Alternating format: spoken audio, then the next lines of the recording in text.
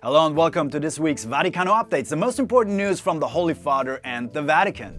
In a meeting with Major Archbishop Raphael Tatil and members of the Syro-Malabar Catholic Church, Pope Francis urged obedience amid a long-simmering liturgical conflict. With fears of an imminent schism in the ancient Eastern Rite Church, the Pope stressed the importance of unity.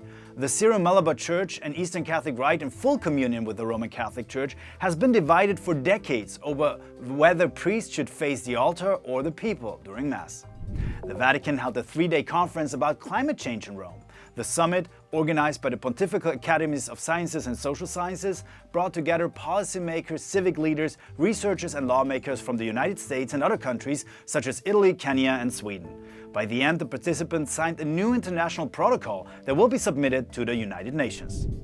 At a conference on birth rates in Italy and the wider West, Pope Francis stated that the problem of our world are not the children, but selfishness, consumerism and individualism, which make people lonely and unhappy. This was the 4th edition of the conference, launched in 2021 by Gigi De Paolo, the president of the Forum of Family Associations here in Italy. The pontiff emphasized that birth rates are the primary indicator of a people's hope. In his message for the 4th World Day for Grandparents and the Elderly, Pope Francis emphasized that the elderly are the firm foundation for the future. The World Day will take place on 28th of July 2024 and is organized by the Dicastery for Laity, Family and Life.